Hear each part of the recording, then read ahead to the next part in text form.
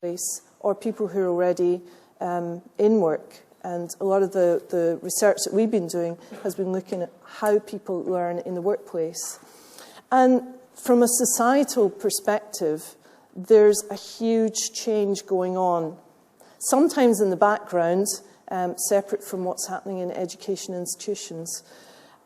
Some of this is around technologies, new technologies that are coming on stream that we tend to use every day, but also from changes in work practice. So now working remotely, working in teams, collaborating with people across the world has become a normal practice for many people. And of course, with that comes the opportunity to rethink learning processes, and that's really where I want to focus in this keynote today.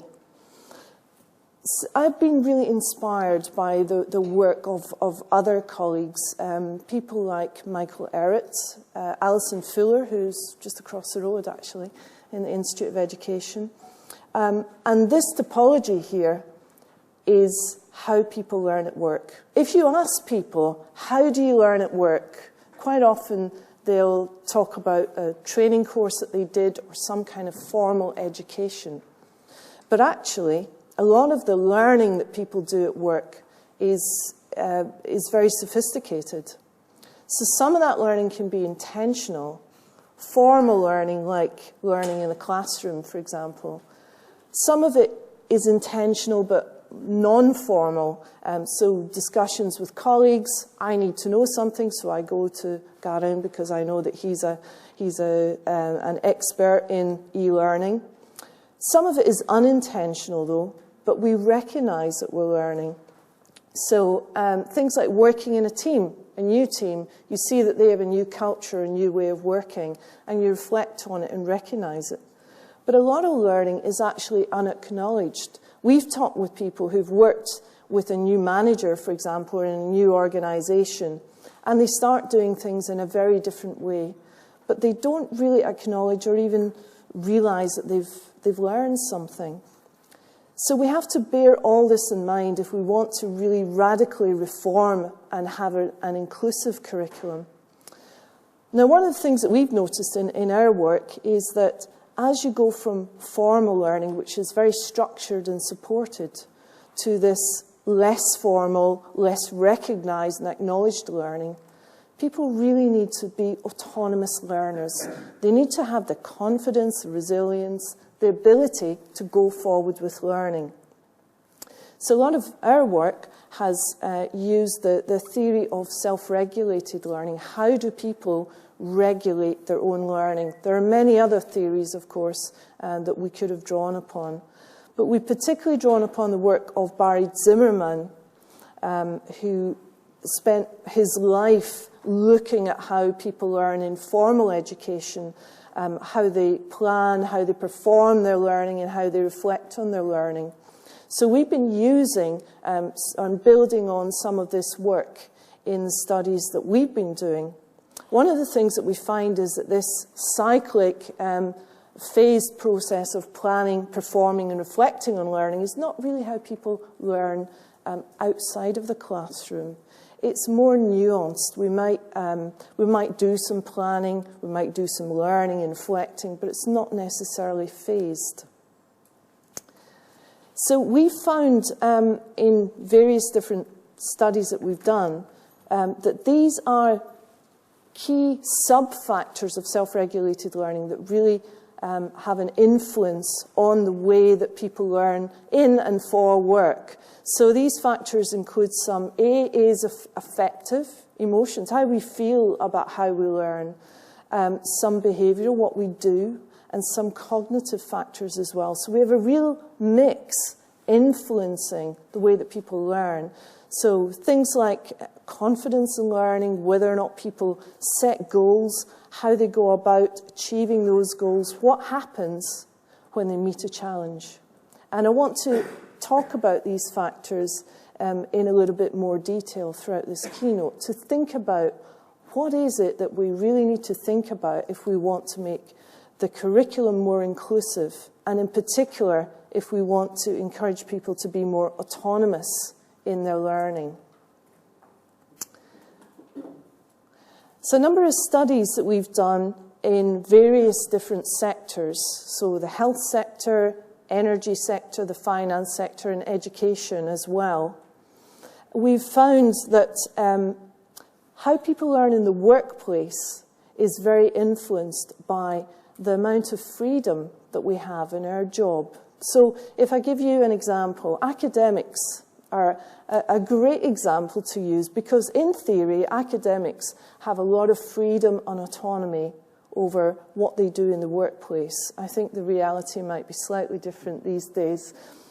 But with that come a lot of opportunities to set up your own learning activities. So if there's a possibility of learning, talking to a colleague, going on a course, going to a conference, then it's easier to seize those opportunities. If someone's working in a call centre, for example, where the work time is more structured, then what we see is that the workplace learning opportunities are possibly fewer. There are workplace learning opportunities, but there's less freedom to select those. But nevertheless, what we found is no matter where people are working, they will make the most of the opportunities available to them, and their ability or their activity in terms of making the most of these opportunities are influenced by these factors here. These factors are a subset of around 22 factors that Zimmerman identified over the course of his career. So these, by thinking about these factors, we can actually use analytics to really help people to reflect on how they learn and think about how they could be more autonomous in their learning. So one of the things that we've been doing, and I'll show you some of the data that we've gathered, is we've used a questionnaire to send out to learners so that they can reflect on their own learning. And we asked them to answer these questions around the factors that we see here. So we can analyse what they say to us. Remember, this is self-report. They're telling us their own perceptions of their learning. Now, there's a problem with that because they might not really have a full grasp of their learning, but nevertheless, it gives us some idea of what they think about their learning in terms of all these factors. So one of the things that we've been doing at the Open University is we've been asking students about their own learning to get them to think about it. We've been analysing it. We can tell them in relation to other students, here's what you said to us. And we can reflect it back to them and maybe even use it as a basis of discussion to get them to think about what they do when they're learning and to help them to become more autonomous. So the kinds of profiles that we have are something like this. This learner thinks that they are very self-regulated. The one thing about self-regulated learning, it's not like a learning style. It's not a trait, a fixed moment in time. It actually changes depending on the context. So this learner in different contexts may have a profile something like this. This is from another learner who self-reports that they're not self-regulated. So is it possible, and if so, how can we help learners to move from this to this? Remember, this is self-regulation, so the activity of the learner themselves is very important. And sometimes we get unusual profiles like this. This is a learner who thinks they're very self-regulated, but they don't like help-seeking. This person doesn't like learning with other people. And that's not uncommon for people to report something like that. So one of the things that we've done recently is to look at some of the attempts of universities to open the curriculum and be more inclusive. And one of those attempts has been massive open online courses. Please raise your hand if you know what a massive open online course is. So not everyone, but maybe a third of the people here.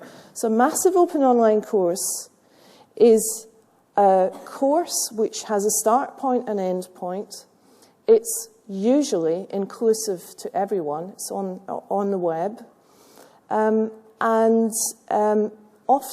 thousands of people join the course. These courses are often criticised because they can have a very large dropout rate. And so our thoughts are, does that really matter in today's society if people drop in and out of courses? So one of the things that we've done is to look at what are the key elements? What is it that's really important? And this is one of the first things that we found. So we studied in depth a couple of years ago a course run on the Coursera MOOC platform by the University of Washington. And this is an Introduction to Data Science. There were 40,000 registered users, and it lasted 12 weeks, the course. We sent out the questionnaire, and we had 788 responses. Some of these were from people who were professionals, some were from people who were students on data science courses, and others were perhaps both or neither. And we followed that up with some interviews so that we could ask some of the questions, not just around what people were doing, but why they were doing what they were doing. So to give you an idea about this course, I have some screenshots. It's a fairly standard design of a massive open online course, if you have seen any of the designs. So this is a welcome page. And then every week there's a lecture on particular types of coding. The whole course is very focused around participation and enabling people to learn how to code, which is very important if you're a professional data scientist. There were opportunities, although there are 40,000 people, the opportunities to connect up were through the postings within the web platform. But what we found was that most of the interaction was outside. So we have a structured course here, but actually people are doing a lot of the learning outside the course. They were going into other types of forums on the web, places where data scientists hang out and gather, and they were discussing their codes. So we gathered some data around the factors that the learners thought were important to them and were influencing their learning. And these are the factors that I showed you earlier. So we asked the students, the people who were students only and doing courses in data science, courses outside this MOOC, we asked them, so what factors do you think that that are good for you or that you're good at? And this was the answers that we had. So what they told us is that they have ability to plan the learning. So they might plan what they want to do in this course, and I'll detail that for you a little bit more later. That they're very interested, not just in what they learn, but in the application of that learning, perhaps in other areas of learning. So they might go into the MOOC to learn something that they think is going to help them in the course that they have at their university. They're very ready to compare their own performance with other people's performance, and they tend, if they're doing well, they tend to get a very good feeling from that, which encourages them to learn even more. And one of the interesting things we found was that when they met a challenge, when there was something that they really didn't know or really didn't understand, they were willing to really challenge themselves. Now, if we compare that with people who are professionals, who report that they're highly self-regulated, would we expect to see a difference or not? Well, here's what the professionals said to us. One of the key differences is that the professionals showed a lot of confidence. These are professional data scientists. They're going into a data science course. Obviously, they want to learn something, or they want to network, they want to hang out. There's something about this massive open online course that attracts them, but they're very confident. But one of the other key differences is that they don't seem to challenge themselves. They're not willing to challenge themselves quite as much as the students. And we find that quite interesting. So the way that people will respond to a course is very influenced by what they're doing in different parts of their lives. So why is that? One of the other things that we found, of course, is that the learner's motivation will strongly influence whether or not they're autonomous and how they behave within a course.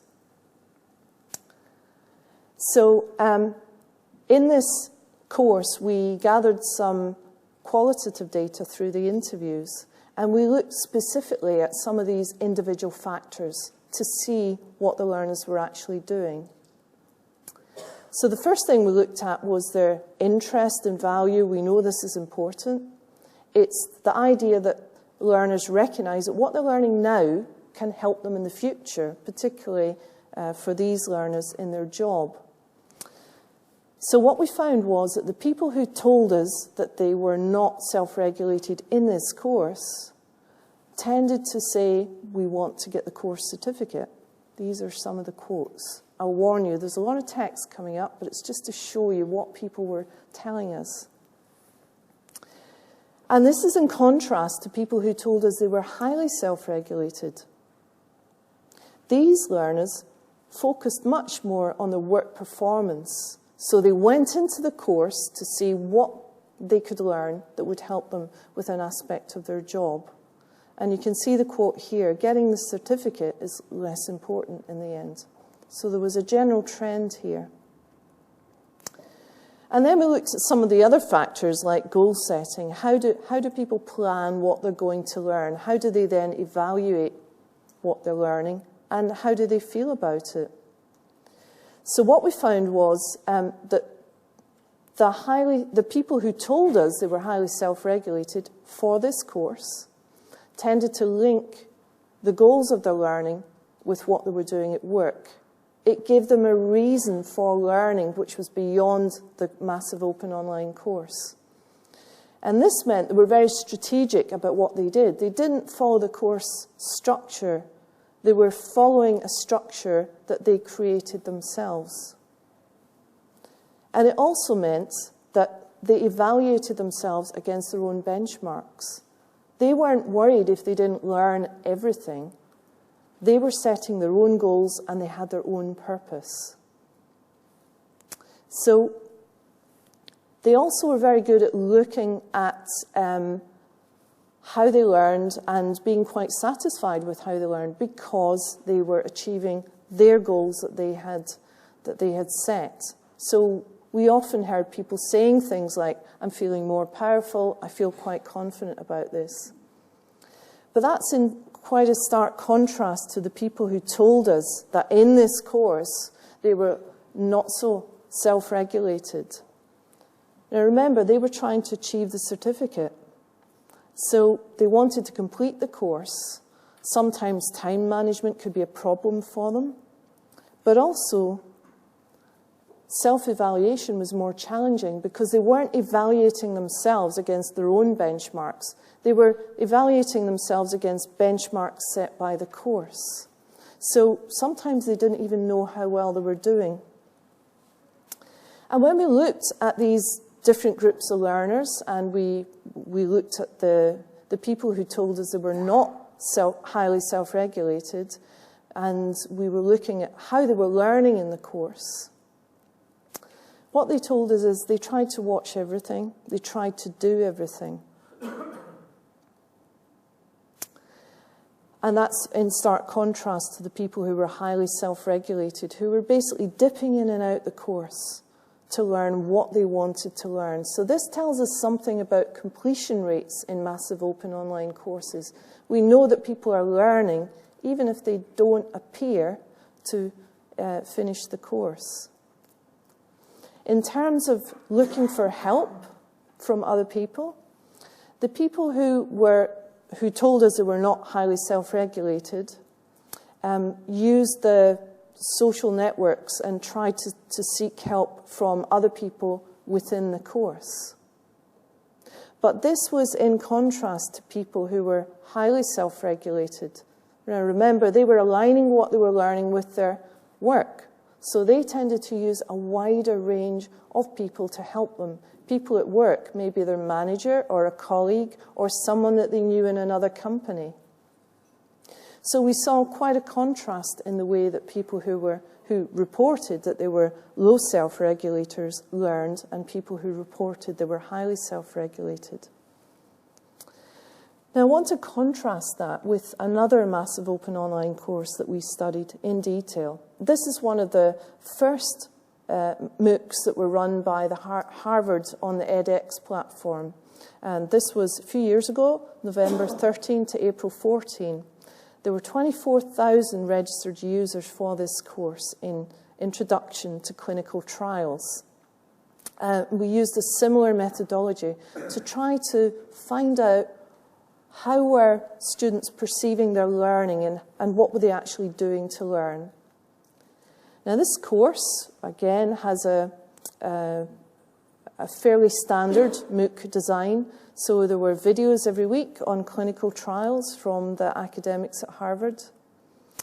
There were course readings as well that were available under copyright, but they were available to the students in the MOOC. There was a forum where learners could go in and discuss with other people. So some of the assessments for the course required people to undertake these assessments. And there was multiple choice. You could actually go through this multiple choice as many times as you wanted. By the laws of probability, you were bound to get the right answer at some point. So we gathered the quantitative data, and we also gathered qualitative data. We interviewed people in all these different locations. You can see these courses are really worldwide. There are learners everywhere. So what we found was, in terms of the task interest and value, we found that in contrast to the other course, here, people who reported that they were highly self-regulated and people who said they weren't were interested in gaining the certificate. We don't really know why there's a big difference. It's possibly because of the topic. It's possibly because it's Harvard. We don't know. But even the people who were highly self-regulated and the people who said they were not highly self-regulated, they wanted to gain the certificate and they attended the lectures. So they tended to go through the course and see what the course required them to do in order to gain the certificate. But one of the things that we found was, although the people who were not highly self-regulated were following the course pathway, the people who were highly self-regulated, or told us they were more strategic in terms of what they did. So they were focusing on, what do I need to do to get the certificate? And then that's exactly what they were doing. So we could identify these 9 things that autonomous learners do differently. These are 9 things that we want to encourage. If we really want the curriculum to be inclusive and we want to prepare people for future learning, they need to have confidence and motivation. They need to think about planning, set and adapt goals, think critically and relate learning, think about how their learning now might help them in the future, seek help. So these are all the kinds of factors that are very important. I was talking with someone recently who came up with this idea of the ideal MOOCer, a person who learns in a massive open online course in an ideal way. And personally, I find that idea very intriguing. We talk about the ideal learner in a course as someone who can go through the course, who can pass the assessments and so on. But the ideal MOOCer could be very different because the curriculum of the future is very different. So one of the things that we've found important is integrate the curriculum with other parts of your life. So another study that we did recently looked at how professional educators learn open educational practices. How do they learn these new practices for teaching and learning? So we identified these key factors of self-regulation that help them learning. And one of the things that we found was that there are different types of knowledge that people develop as they're building their experience in new practices. This framework here is by Pavi Tignala from University of Jyväskylä. It's been very helpful in terms of thinking about the different types of knowledge that professionals learn. So moving beyond just the conceptual and theoretical knowledge that we tend to teach people in courses, or even the practical experiential knowledge that they learn through different activities, to include other types of knowledge like self-regulative or socio-cultural knowledge. And what we found was, so there was a general trend in terms of how people learn open practices, particularly around open educational resources, OER here.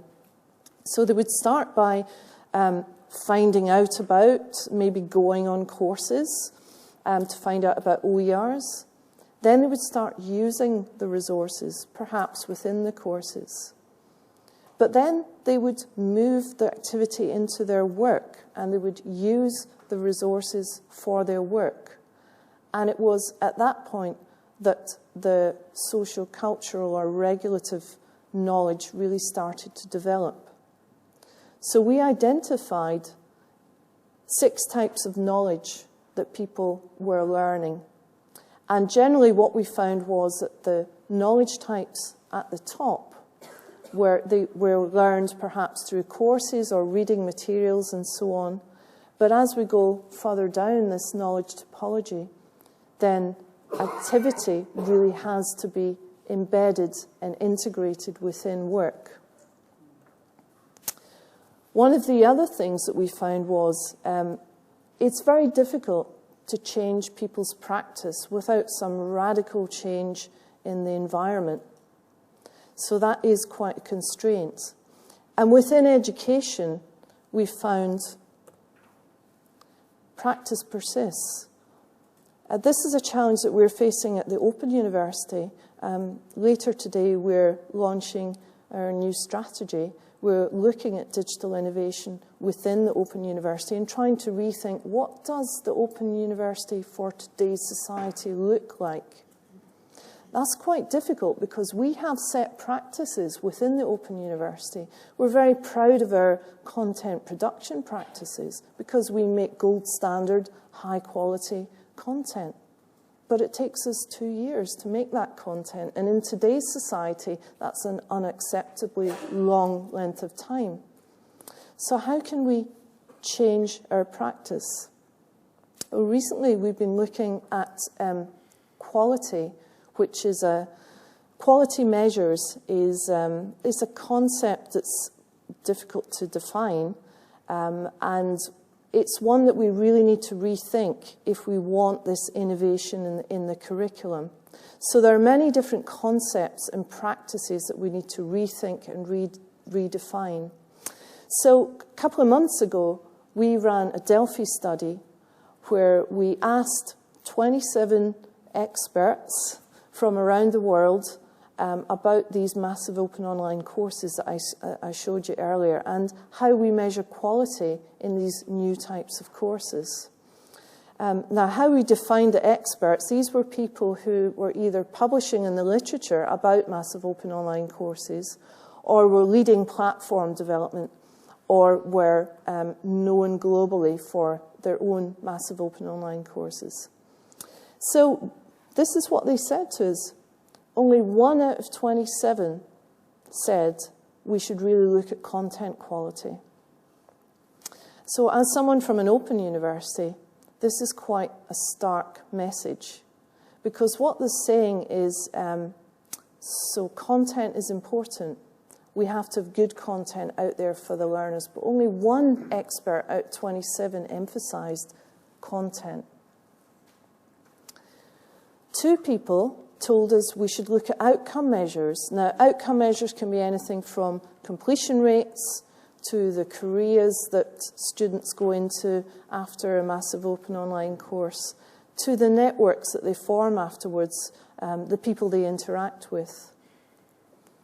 But the downside of these outcome measures is that they tend to be fairly conventional, and they don't necessarily measure a lot of the unrecognised learning which is happening in a MOOC. So another type of measure which was identified as important is instructional design.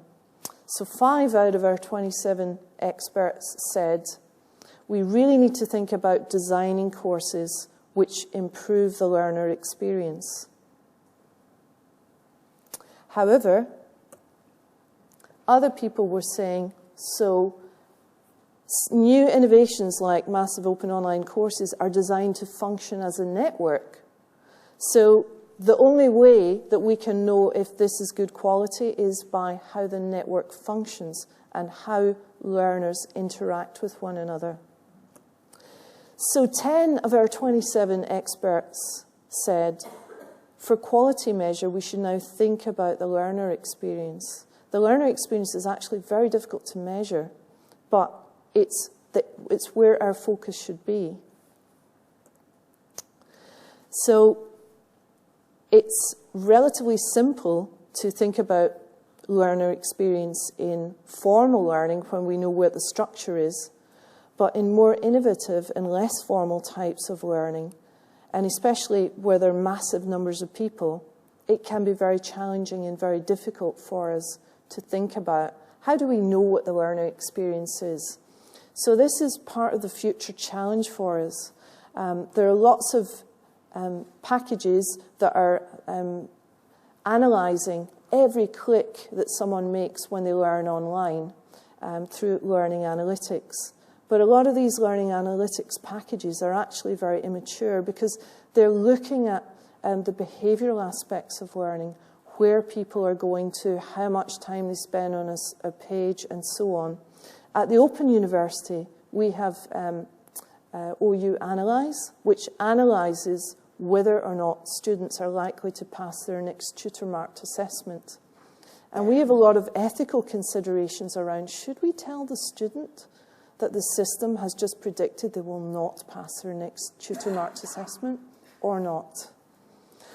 And even if we do get around these ethical issues, this OU Analyse only predicts whether or not someone passes an assessment.